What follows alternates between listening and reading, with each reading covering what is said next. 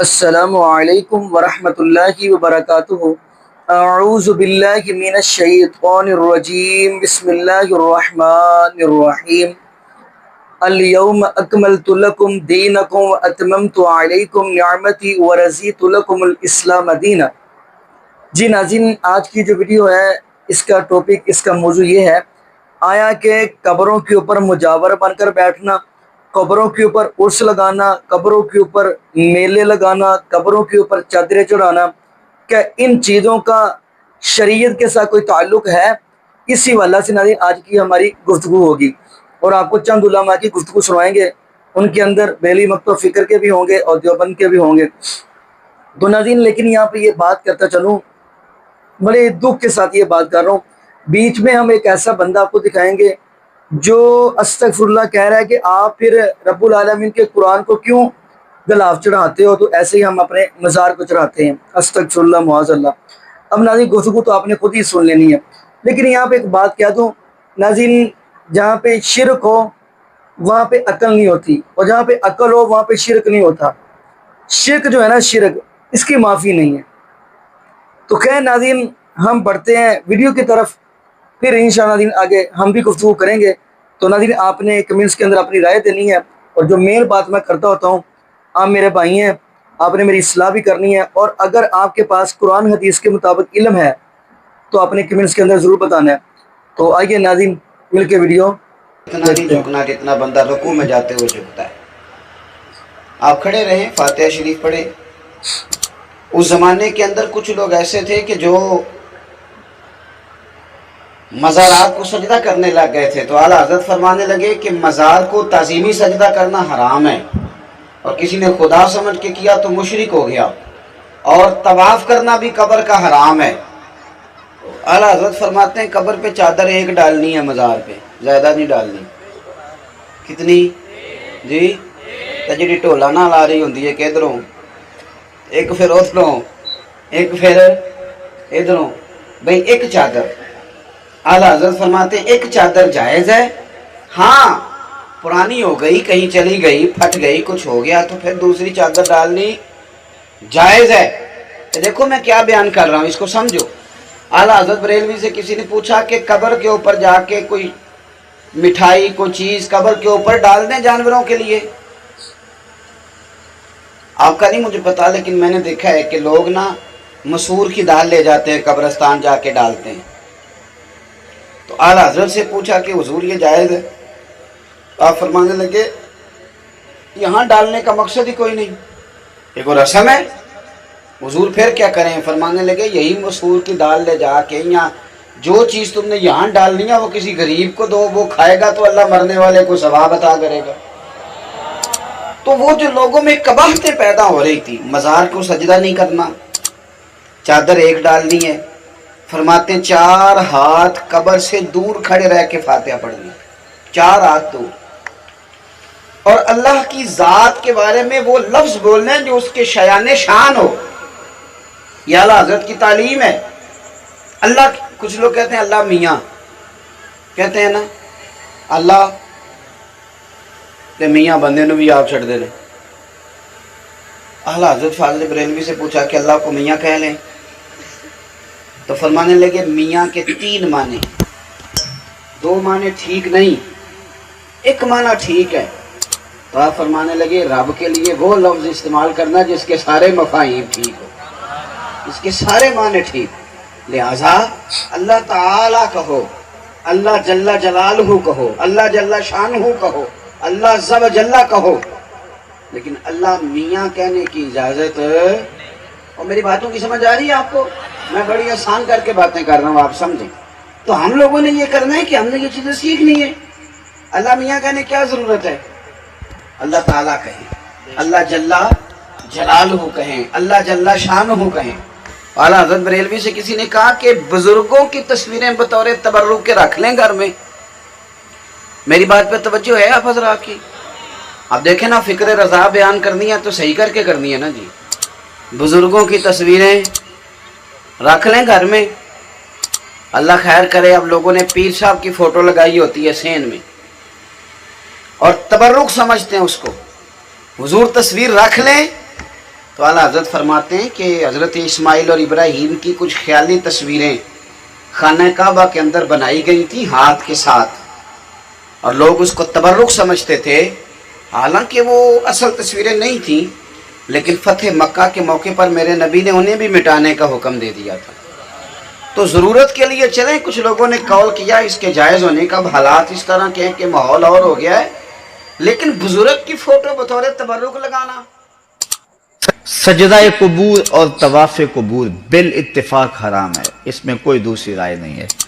قبروں کو سجدہ کرنا اور قبروں کا طواف کرنا بالاتفاق حرام ہے، اس میں کسی کا کوئی اختلافی نوٹ نہیں ہے، کسی بھی عالم کا۔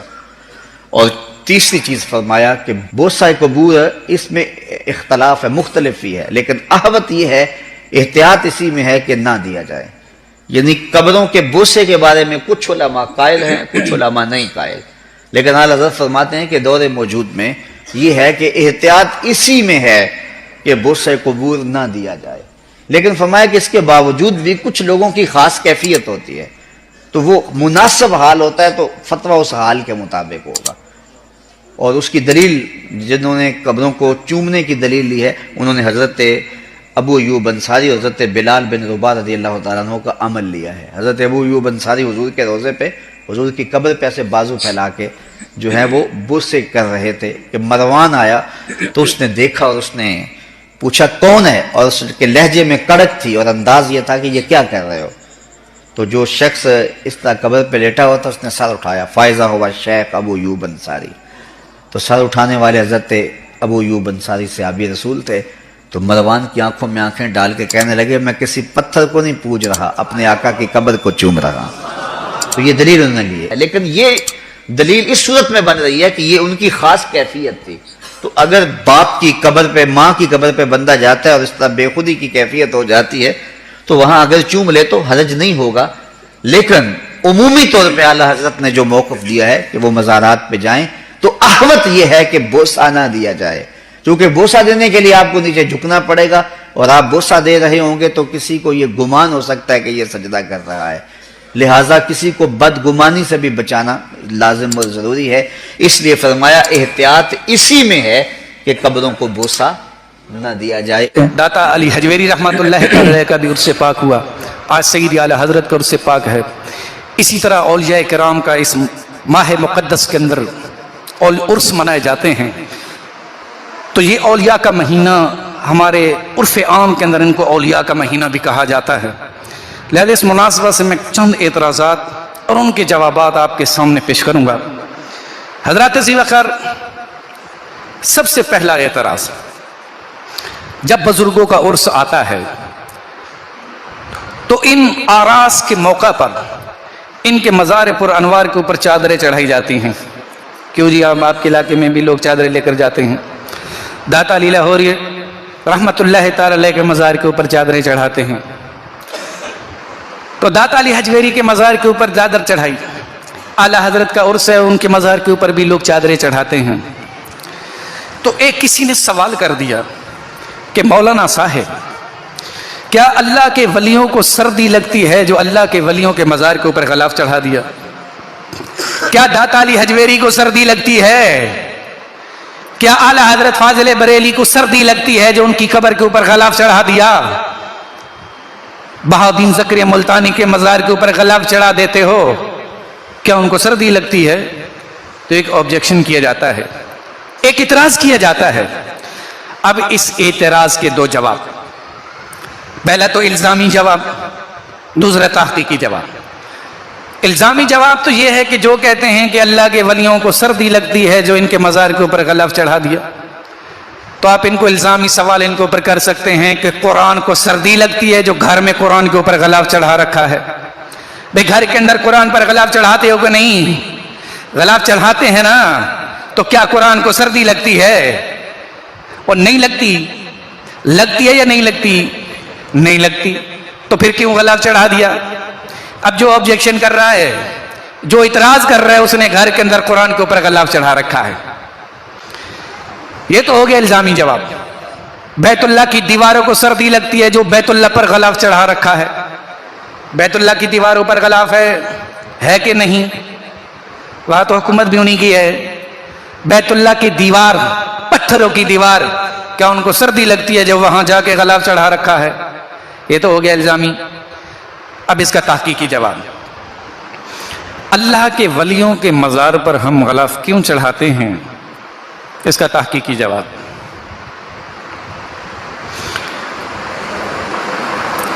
मौलाना अकमल साहब एक सीनियर मुदर्रिस है। अल्लामा अकमल साहब की मस्जिद में लाइब्रेरी है, मैंने इस दिन ज़ियारत भी की है इनकी लाइब्रेरी की। एक दिन मैंने मौलाना अकमल साहब से कहा कि मौलाना अकमल साहब, चूंकि मुझसे छोटे हैं, मैं कह सकता हूँ, हैं बड़े आलिम हैं, सीनियर हैं माशाल्लाह, लेकिन उम्र में छोटे हैं, तो मैंने छोटा भाई होने की हैसियत से इनको कह दिया, मौलाना साहब ज़रा अपनी लाइब्रेरी से बुखारी शरीफ तो लेकर आएँ। अब जब मौलाना साहब अपनी लाइब्रेरी में जाते हैं, आधे घंटे के बाद बुखारी शरीफ लेकर आ गए।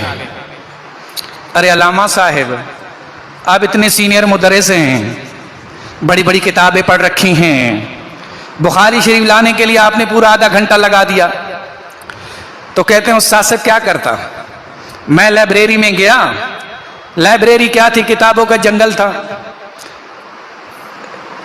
एक मोटी सी किताब निकाली, जब मैंने पलट कर देखा तो जलालैन थी, वापस रख दी, चूंकि पीछे नाम लिखा हुआ नहीं था, ऊपर कवर चढ़ा हुआ था।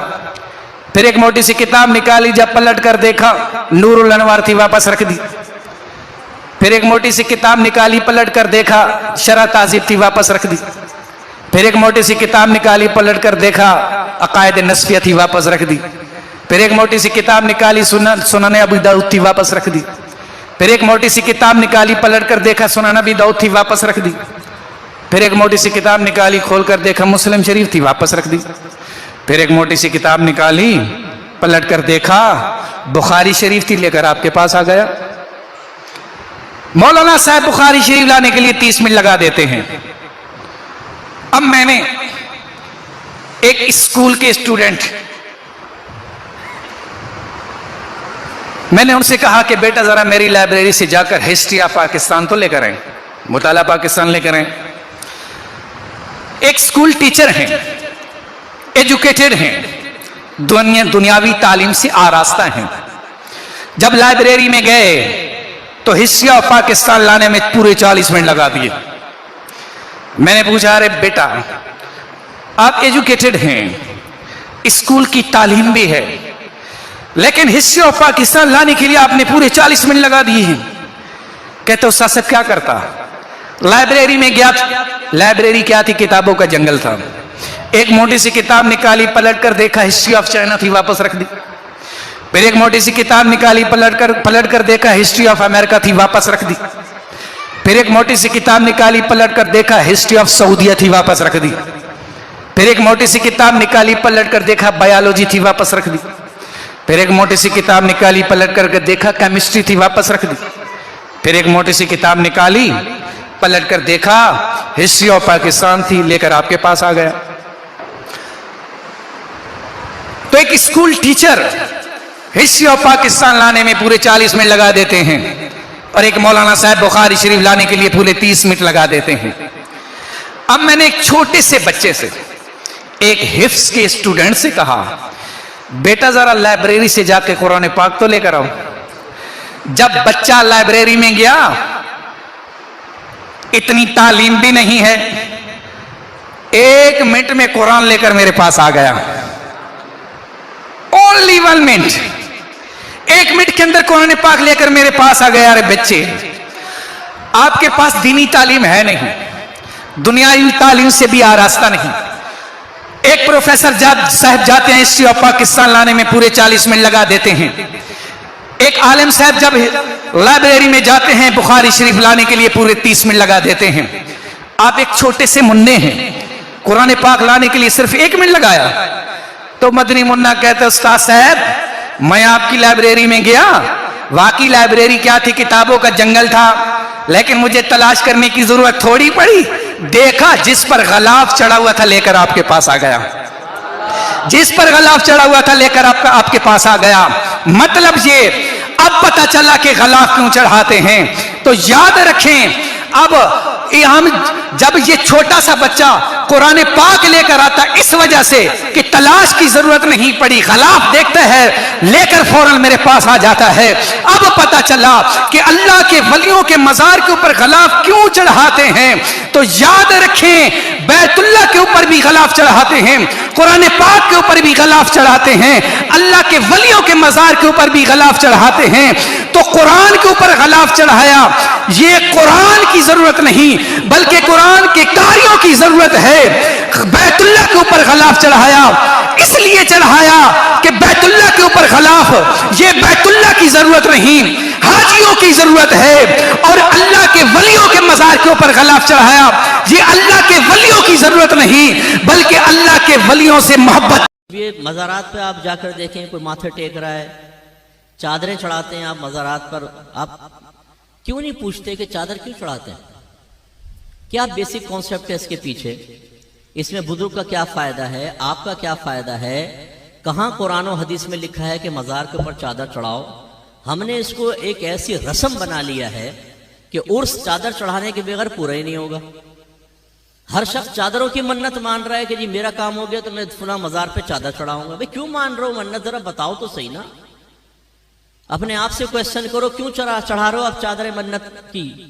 اس میں کس نے منت مانی تھی؟ نبی نے مانی تھی، صحابہ نے تصور دیا مزار پہ چادر چڑھانے کا، کہاں سے آیا یہ؟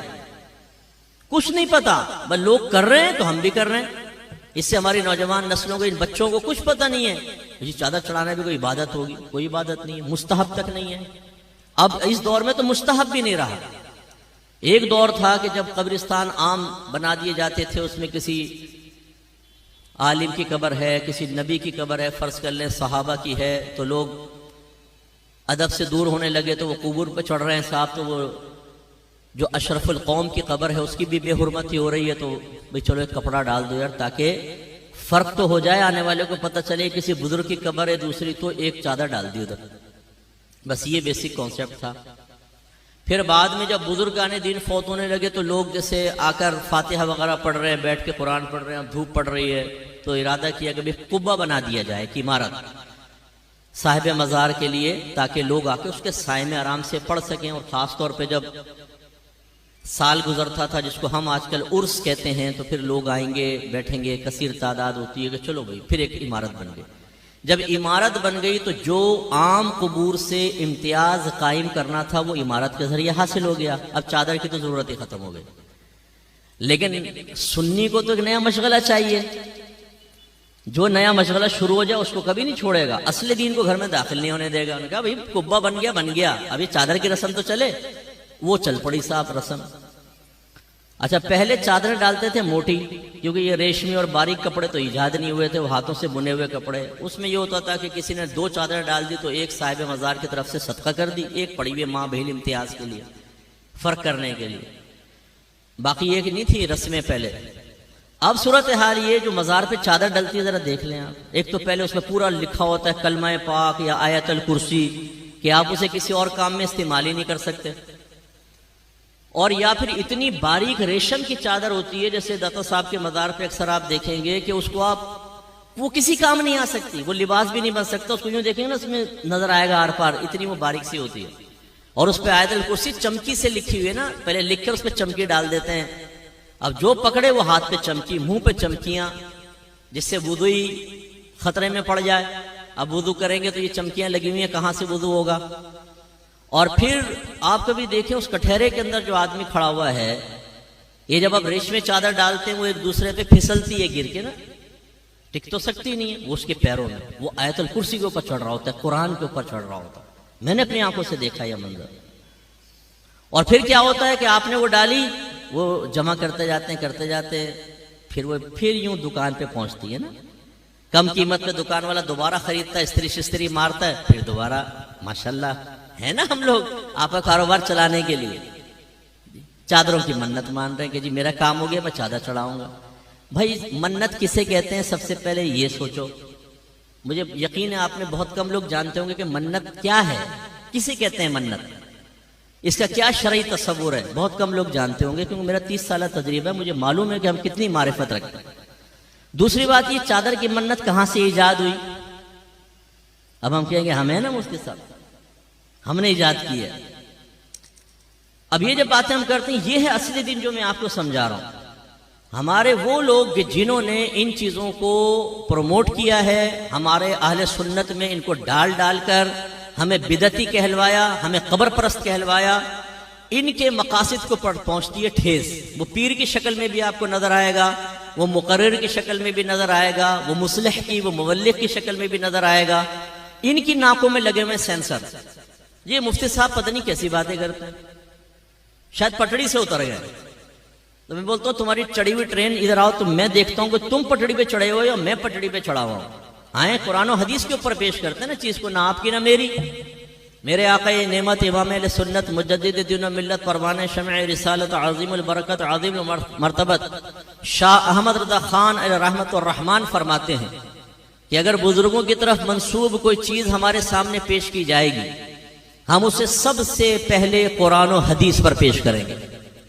اگر اس کے مطابق ہوگی تو قبول کریں گے، اگر اس کے خلاف ہوگی تو ہم یہ کہیں گے کہ یہ ہمارے بزرگوں نے نہیں کیا بلکہ نفس پرستوں نے یہ کام کر کے ہمارے بزرگوں کی طرف منسوب کر دیا. یہ میں تو نہیں کہہ رہا ہوں، پڑھیں ذرا فتاوی رضویہ. اچھا یہ بھی ایک میرا درد ہے بہت بڑا جی. کنز الایمان پڑھیں، بہترین ترجمہ قرآن ہے، بہترین ترجمہ قرآن. اس سے کان میں پوچھو تو نے پڑھا کبھی کنز الایمان پورا؟ نہیں، آج تک نہیں پڑھا ہوگا، آج تک نہیں پڑھا ہوگا. خود کنز الایمان پڑھا نہیں ہے جی، پڑھے، بہترین ترجمہ قرآن ہے، واقعی وہ بہترین ہے، لیکن پڑھو تو صحیح بھائی. اعلی حضرت قاطع بدعت تھے، بدعت کا قلع کما کر دیا. کہاں کیا ہے؟ آپ کو کیسے پتا چلا؟ آپ کہیں گے جی فتاوی رضویہ پڑھیں. اچھا تم نے پڑھا ہے؟ آپ میں سے بہت سے ایسے ہوں گے جنہوں نے آج تک فتاوی رضویہ کو ہاتھ میں لے کر نہیں دیکھا ہوگا، شکل ہی نہیں دیکھی ہوگی فتاوی رضویہ کی کہ کچھ ہے یہ بھی. یعنی ہم لوگ بالکل بس وہ رسم کے پیچھے لگے ہوئے ہیں. ہمارے اکابرین نے جو باتیں بیان کی اس کو فراموش کر چکے ہیں. آج نعت خان ہمیں دین سکھائے گا، آج یہ پیشہ ور مقررین ہمیں دین سکھائیں گے. ان کے پیچھے ہم چلنے کے لیے تیار ہیں اور پورا مسلک اہل سنت ہم نے بدنام کر کے رکھ دیا. ایسے دھمال شمال مزاروں کے اوپر کوئی تصور نہیں ہے، ڈھول ڈھمکوں کا کوئی تصور نہیں ہے. آپ کو اگر بٹھا کر آپ کے کان کے پاس دھن دھن دھن دھن ڈھول بجایا جائے، بتائیں آپ خوش ہوں گے کہ تکلیف ہوگی؟ زور سے بولیں. اور آپ صاحب مزار کے پاس دم دھڑم دم دم دھڑم دم دم دھڑم دم. اور ہمارا عقیدہ ہے کہ مرنے کے بعد بھی میرے نال کوئی دوست رل گیا، کہنے لگے تو یار مولانا محمد حسین صاحب کی گل کرتا نہیں، شیعہ ضرور ہے مگر موحد ہے، چلو انہوں نے ملاقات ہی کرائیے سرگودے. چلے گئے حدیث ہی تو مولوی صاحب کو بیٹھے تھی تو ایک نے سوال کر رہا تھا مولانا قبران جانتا کی ہے؟ راہ انہوں نے آخیا یار ساری عمر اسی توحید بیان کر رہے ہیں مگر مولوی محمد حسین نے اخیر کر اور کہنے لگا ایک کوئی نقطہ بن لو پلے بھائی قبر تے قبر والے نو کچھ دین جانا لین نہیں جانا. جدوں لین گیا تو بڑا غرق ہو گیا. لین لی اللہ ہے گا، انہیں یہ نہیں آخیا فلانے کو دین جانا، ادھر دعا کرنی اللہ انہوں بخشے رحمت کرے. حتیٰ کہ انہوں نے آخیا رسول اللہ، ہمیں آخیا رسول اللہ کی قبر پاک پہ کیسے نہیں جانا؟ درود پڑھو تو آپ سلام کہو، منگن نہیں جانا. منگن دا ہی ہے اگر تو منگنا چاہنا پرا مسجد چلا گا مکے نو منہ کرتے خدا کو منگلا، اتنے کرو گے تو سلام پڑھ سکتا جنا جی چاہے سلام پڑھ. حضور دا حق ہے، یہ انہوں دا احسان ہے، سانو دین ملیا، انہوں دی خیر منگی کہ اللہ انہوں سے رحمتاں دی بارش برسا. تو ایک نے پھر نا بے نا جی دکھ دی رہ گیا ذرا کہ ابھی پاوے امام علی رضا دی قبر ہوئے. ہوں تو اس اندر مشہد بادشاہ کے دربار سے وڈا دربار لنگر ہر ویل چل رہا، آدھے جانے مسافر کھا رہا، وکھرا محکمہ لائبریری جدی ہے، مسجد جدی. بادشاہ کو بھی دربار جڑے مشہد تو پوچھا بھائی پاوے امام علی رضا دی قبر ہوئے، کیا پاوے علی رضا دی ہوئے، اتنے بھی وہ دعا ہی کرنے جانا، لین نہیں جانا. نقطے کی گل ہے دعاواں جو سکھائیاں قبرستان دو ہی، اللہ کے رسول بھی سنن تو صرف ہے، نہ قرآن سے جا کے پڑھنے کا حکم. قرآن پڑھنی مسجد تھوڑی، گھر تھوڑا پڑھ کے بخشدہ پھر. قبر سے صرف سلام اور دعائے مغفرت دو چیزاں سنت تو ثابت ہے. جاؤ تو سلام کہو نا، وہی دعا ہی ہے کہ اللہ تعالی رحمت کرے، سلامتی کرے. دعا کر سکتے، ہاتھ اٹھا کے بھی کر سکتے. حضرت عمر من عائشہ رضی اللہ عنہا فرماتی ہیں میری باری سی تو نبی کریم صلی اللہ علیہ وسلم آئے تو لیٹ گئے. تھوڑی دیر بعد نا آپ نے خیال کیتا کہ میں سوں گی.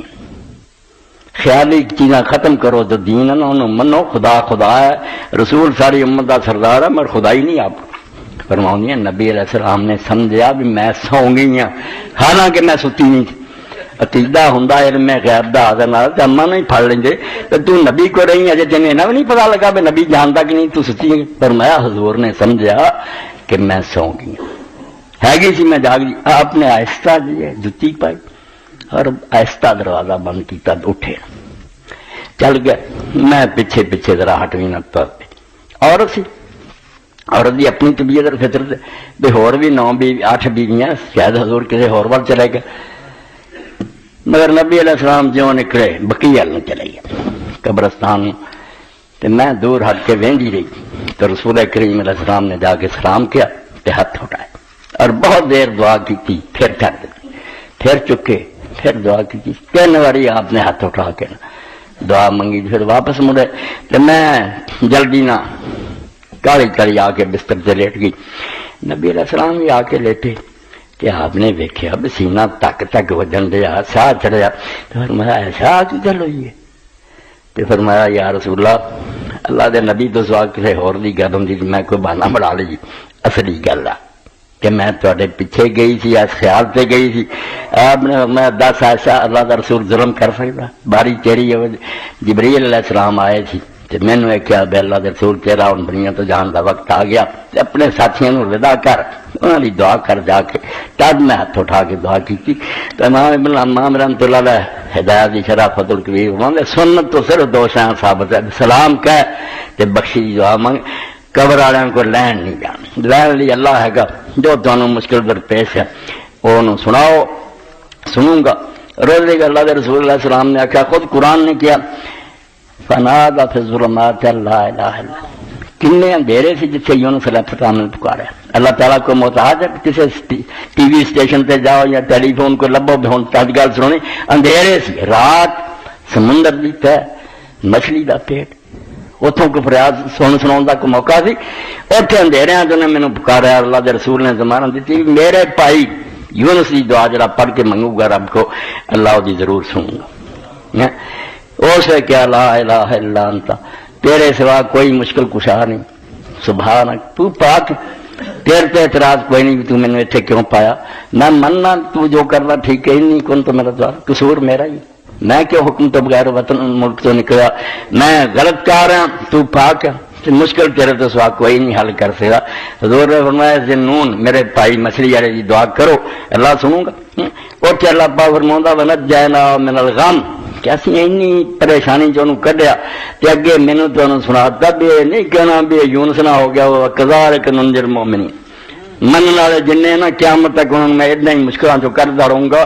جے نہیں آنا دھکے کھانے تے پھردے رہو، اخیر تھی پھر تر کے نہ آخنا سارے دربار ویخ لے پر جی اللہ نو نہیں سی منظور، تے پہلے ہی اللہ نو نہیں منظور تے ٹکدا انشاءاللہ خیر ہو جائے گی. اینی کھے کھا کے مڑنا پھر کہنا کہ اللہ دا حکم ہے، اللہ دے حکم سے آدھا چپ کر کے. اے تیرے سامنے مسنون ذکر لگے نماز پڑھن تو بعد آپ جڑے پڑھ دے انہاں چاہیے سی اللہم لا مانع لما اعطیت، جڑی شاید تو دینا چاہنے کو روک نہیں سکتا، ولا مانع لما اعطیت، جڑی تو نہیں دینا چاہتا، جڑی تو دے دے انہوں کو روک نہیں سکتا. فلانے نے بنیا کون مائی دا لال جمیا بنا، کوئی کاروبار نہیں بن سکتا، اولاد نہیں بجا اتوں ہی چھڑاؤنا ہی تو انہوں کہہ چھڑ جو گا. ولا ینفع منک الجد، تے پاویں کو کڈی شان والا تے کڈے مرتبے والا اللہ دے مقابلے تو دی کوئی حیثیت ہے. کڈی پیاری دعا جڑی ہر نماز تو بعد ولا ینفع الجد منک الجد.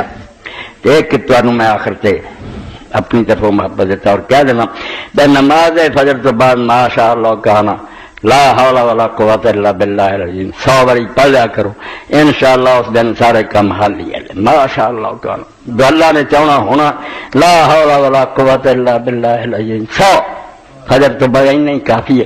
اللہ آ جاؤ، اللہ کے رسول آخیا جی کلمہ پڑھ کے شرک نہ کرتا مرے گا تو کدی نہ کدی چھوٹ جائے گا. یہ پہلا ہی یا آخر دن کہ جی شرک ہوا تو پھر اللہ آتا میں اتنے جنت حرام کرتی ہے، تیرا ٹھکانا دوزخی ہے. ہوں مار لا آوازاں جی کسی نے مار سکتا. اور سورج کہاں چاہتا کہ اسے پکارن گے بھی پھر رب کے کہن سے غوث اعظم آ فلانا، مگر درمیان کھندک ہو جائے کوئی مدد ہی نہیں آؤ گی. فلم یس جی کیا نہ ہونا پھر مدد ہنے ہی مغالطہ دور ہو جائے تو چنگی گل ہے. اللہ دے رسول علیہ السلام اور نیکڑی دعاواں کرو، درود شریف پڑھو سارے، اور میں بھی ایک درود شریف اور پڑھ دینا بہت اچھا، اور سب باری بھی اگر تھی پڑھ لیا کرو بہت زیادہ. اللہم صلی علی محمد صلاۃ تکون لک رضا ملحق یدہم آت الوسیلۃ والمقام المحمود الذی وعدتہ واجزی عنا معہ عہدہ وصلی علی جمیع اخوانہ من النبیین والصدیقین والشہداء والصالحین. آپ سے بھی رحمتہ کر اور ساری طرفوں حضور نو صلہ دے جدے حضور حقدار ہے، جدن آپ دا حق بھی ادا ہو جائے تو تم ہی خوش ہو جائے میرے نبی کے یارے نے صلات دا حق ادا کرتا. تے جڑے ہور بھی رسولہ دے پائی ہے، نبی ہے، صدیق ہے، شہید ہے، انہاں تے بھی اپنی رحمتہ کر. اے درود پاک بھی لکھ کے دیں، تقسیم کرو، اللہ قبول کرے. اللہ اللہ رکھو رسول علیہ السلام اپنے تھان تے نیک لوگوں انہاں دی جگہ تے ادب کرو. مگر حاجتاں منگنا تے مشکل کشائیاں جڑیاں رب تے رہن دیو. اے محکمہ رب دے اپنے کوڑیے تو ریٹائر نہیں ہویا، آپ ہی سارے دی سندا تے آپ ہی سمیع الدعا. ابراہیم علیہ السلام دعا منگی تے آخر تے گارنٹی کی دیتی ہے کہ رب میری سن دے اولاد نو ٹھیک انہاں قسم الدعا. دعاواں دا سنن والا صرف تو ہے، اور کسے نوں کیوں آکھاں. واخر دعوانا الحمدللہ رب العالمین وصلی اللہ تعالی علی خیر خلقہ سیدنا مولانا محمد وعلی آلہ وصحبہ. معجزے بیان کرتے اور لوگوں کے عقیدے خراب کرتے رہتے ہو، تمہیں شرم بھی نہیں آتی؟ منبر رسول پہ بیٹھ کے لوگوں کو گمراہ کرتے رہتے ہو.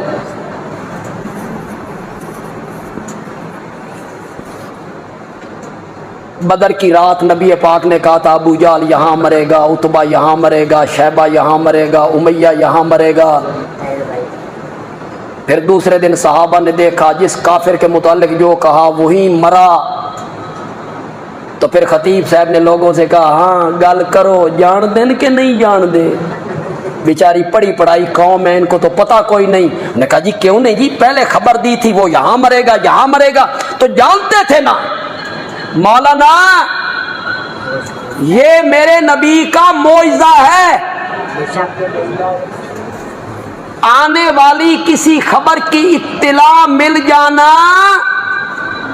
غیب کی کسی خبر پہ مطلع ہو جانا، یہ میرے نبی کا معجزہ ہے.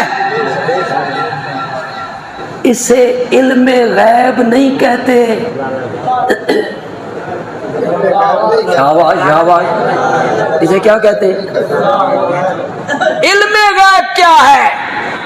مولانا لوگوں کو بتاؤ علم غیب کیا ہے. 10 بندوں کے مرنے کی جگہ کا نام علم غیب ہے، 70 بندوں کے مرنے کی جگہ کا نام علم غیب ہے.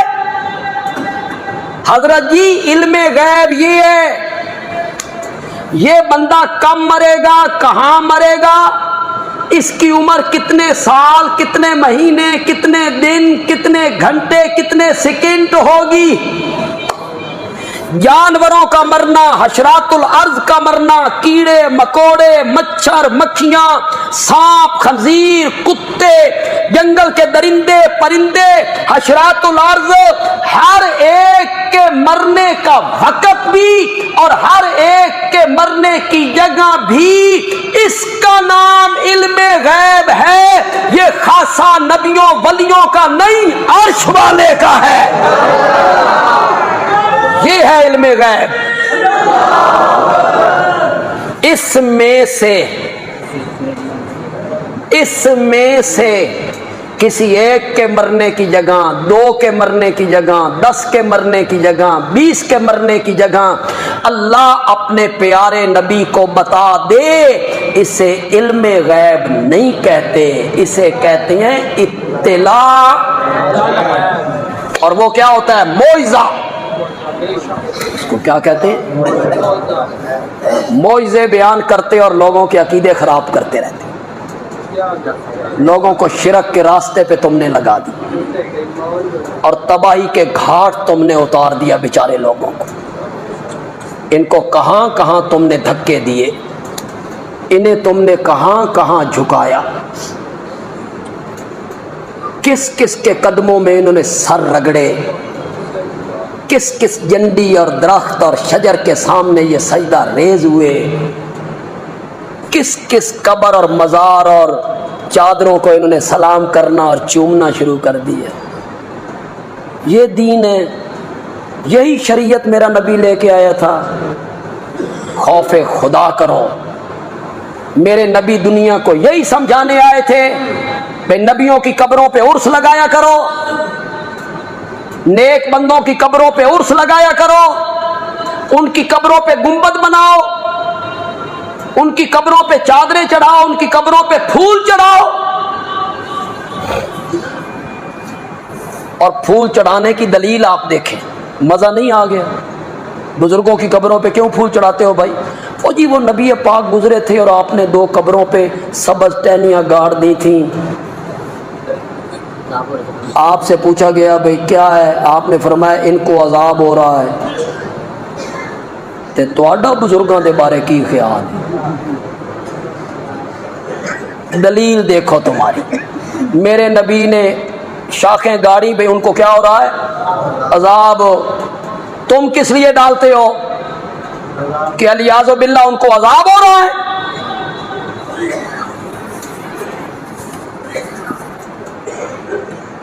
खुदा गवाह है, मैं मिंबर रसूल पे हूं, जुमे का दिन है, मेरा काम बताना है, मनवाना नहीं, वो मेरी जिम्मेदारी नहीं।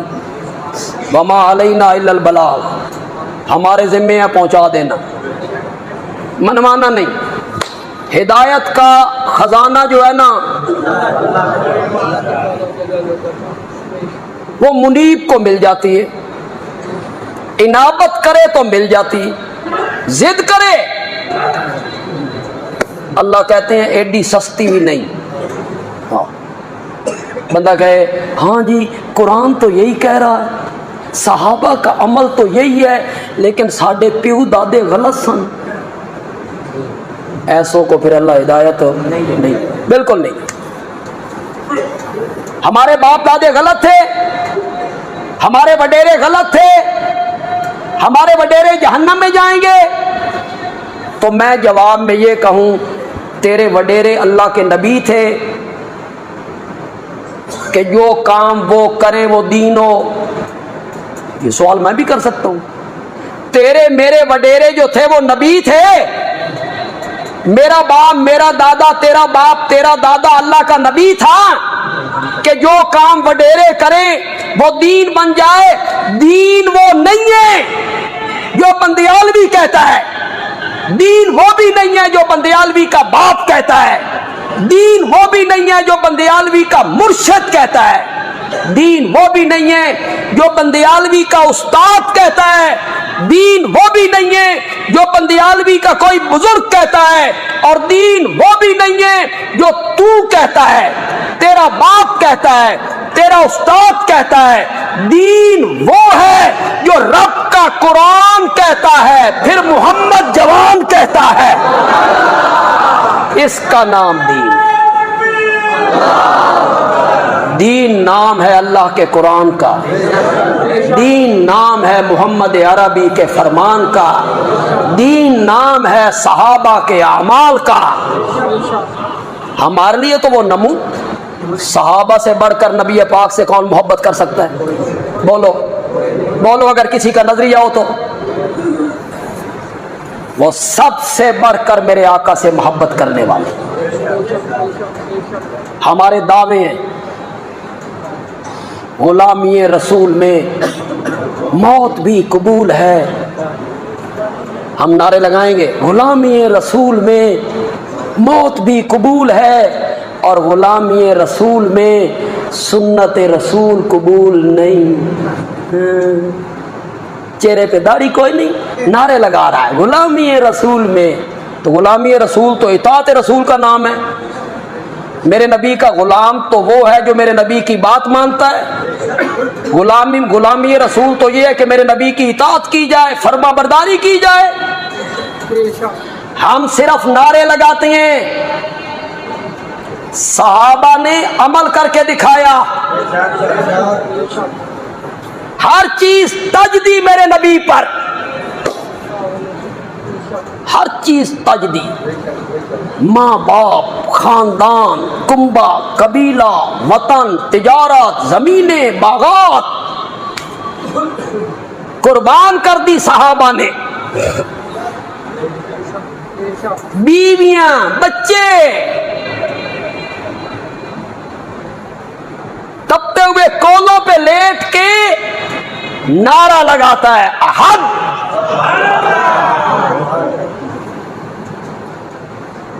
سب چیز تجدید۔ قرآن میرے نبی کے یاروں کی جو تعریفیں کرتا ہے نا، انہیں ہی نہیں کرنا۔ جی ناظرین، آپ نے یہ ویڈیو ملاحظہ فرمائی تو ناظرین اللہ رب العالمین کا قرآن کہہ رہا ہے الیوم اکملت لکم دینکم واتممت علیکم نعمتی ورضیت لکم الاسلام دینا۔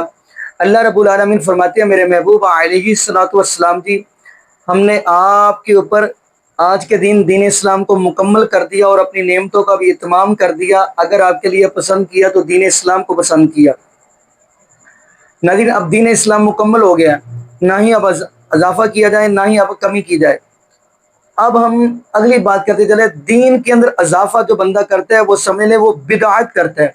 اور کچھ لوگ آپ کو پتہ ہے یہ بھی کہتے ہیں جی اچھی بدعت بھی ہوتی ہے، کچھ لوگ یہ بھی باتیں کرتے ہیں، جبکہ محبوب علیہ الصلوۃ والسلام کا فرمان ہے کل بدعۃ ضلالہ وکل ضلالۃ فی النار، ہر بدعت ہی گمراہی ہے اور یہ گمراہی جو ہے جہنم کی طرف لے کر جاتی ہے۔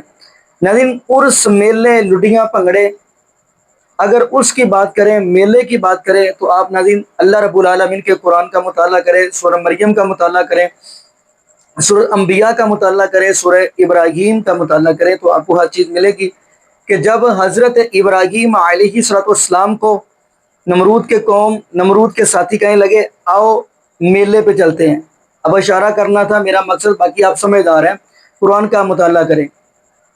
یعنی یہ عرس میلے لگانا کس کا کام ہے یہ آپ کو پتہ ہوگا۔ اب ہم اگلی بات کرتے چلیں، حدیث صحیح مسلم کی، محبوب علیہ الصلوۃ والسلام نے فرمایا قبروں کے اوپر مجاور بن کر بیٹھنے سے بہتر ہے بندہ آ کے کوئلوں کے اوپر بیٹھ جائے۔ یہ محبوب علیہ الصلوۃ والسلام کا فرمان ہے۔ بلکہ آپ کو صحیح بخاری کی حدیث بھی آتی ہوگی جس کے اندر میرے محبوب علیہ الصلوۃ والسلام نے فرمایا لعنت ہو یہود و نصارہ کے اوپر جنہوں نے اپنے انبیاء کی قبروں کو سجدہ گاہ بنا لیا۔ یہ اپنے حدیث صحیح بخاری کی پڑھی ہوگی۔ ناظرین یہاں پہ میں یہ بھی بات کرتا چلوں، ہمارے لیے اگر حجت ہے، شریعت ہے، وہ ہے رب العالمین کا قرآن اور محبوب علیہ الصلوۃ والسلام کا فرمان۔ جب رب العالمین کا قرآن آ جائے، محبوب علیہ الصلوۃ والسلام کا فرمان آ جائے تو ہمیں فوراً کہنا چاہیے انما کان قول المؤمنین اذا دعوا الی اللہ ورسولہ لیحکم بینہم ان یقولوا سمعنا واطعنا۔ جب ہمارے سامنے اللہ رب العالمین کا قرآن آ جائے، محبوب علیہ الصلوۃ والسلام کا فرمان آ جائے تو ہمیں کہنا چاہیے ہم نے سن بھی لیا اور ہم نے مان بھی لیا۔ اب ناظرین ہمارے لیے حجت جو ہے قرآن اور حدیث، شریعت قرآن اور حدیث۔ اگر آپ دیکھیں گے، میں یہاں پہ یہ بھی بات کہتا چلوں، نبی پاک صلی اللہ علیہ وآلہ وسلم ہمارے پاس رب العالمین کا قرآن اور محبوب علیہ الصلوۃ والسلام اپنی سنت چھوڑ کر کے یہ حدیث ہے۔ بلکہ المستدرک حاکم کے اندر یہ بھی حدیث ہے، محبوب علیہ الصلوۃ والسلام فرماتے ہیں میں آپ کے پاس چھوڑ کر جا رہا ہوں رب العالمین کا قرآن اور اپنے اہل بیت، میرے اہل بیت سے محبت کریے گا۔ اب ناظرین جب ہمارے پاس رب العالمین کا قرآن موجود ہے، محبوب علیہ الصلوۃ والسلام کا فرمان موجود ہے، پھر ہم تیسرے، چوتھے، پانچویں، چھٹے کی طرف کیوں دیکھیں؟ تو ناظرین جب ہمارے پاس رب العالمین کا قرآن موجود ہے، محبوب علیہ الصلوۃ والسلام کا فرمان موجود ہے، اب ہمیں فالو کرنا چاہیے تو رب العالمین کے قرآن کو اور محبوب علیہ الصلوۃ والسلام کے فرمان کو۔ تو باقی ناظرین یہاں پہ ہم دعا کرتے ہیں اللہ پاک ہمیں عقیدہ توحید نصیب فرمائے اور اللہ پاک ہمیں محبوب علیہ الصلوۃ والسلام کی شریعت کے مطابق زندگی گزارنے کی سیکھ دے اور اللہ پاک ہمیں 5 وقت کا پکا سچا نمازی بنائے، اور جتنے بھی بے اولاد جوڑے ہیں اللہ پاک سب کو نیک نرینہ سے تندرستی والی، ایمان والی، لمبی زندگی والی اولاد عطا فرما دے۔ جزاکم اللہ خیرہ، احسن جزا۔ السلام علیکم ورحمۃ اللہ وبرکاتہ۔